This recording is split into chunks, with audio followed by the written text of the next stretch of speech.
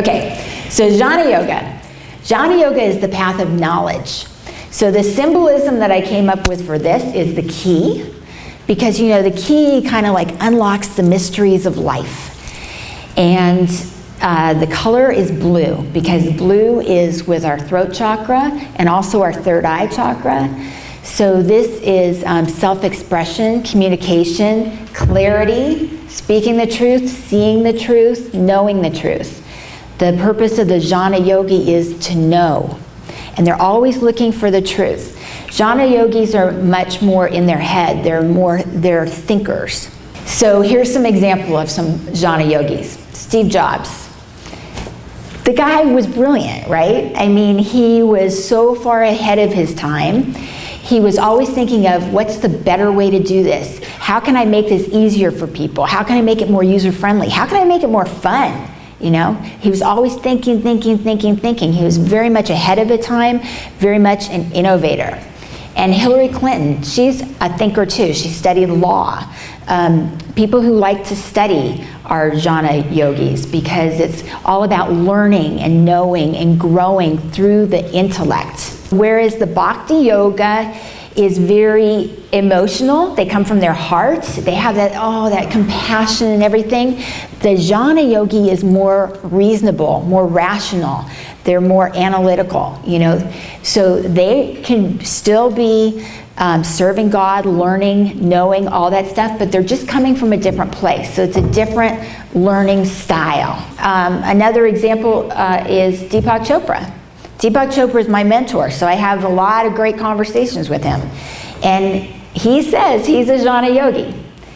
He says he's really into science. He's a doctor first. He studied to be a doctor. And he's always looking at what's new, what's next, what if, what if, what if, what if. He's always asking those what if questions. That's what Jnana Yogis do.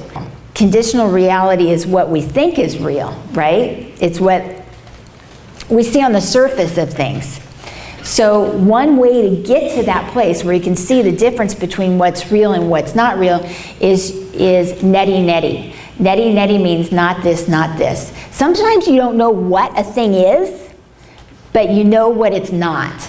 So by process of elimination, you're going, oh, it's not this, it's not this, it's not this, must be that. So that's how the Jnana Yogi starts, is neti-neti. Okay, so the Jnana Yogi has to use discipline. The Jnana Yogi studies, Jnana Yogi reads, Jnana Yogi, all the time when a situation comes up, like the Bhakti Yoga is saying, what's love? Where can I put love? The Karma Yogi is saying, where can I serve? The Jnana Yogi is saying, what can I learn from this situation? Okay, that's the discipline, the thinking.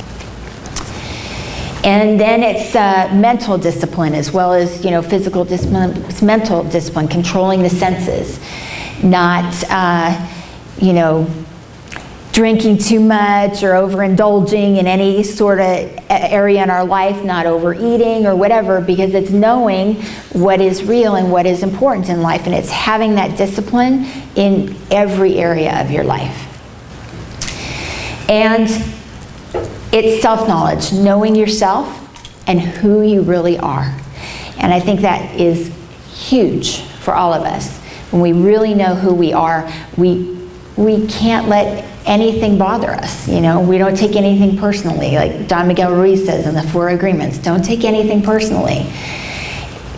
We look at, how can we know someone else is an expression of God and not know that we ourselves are an expression of God?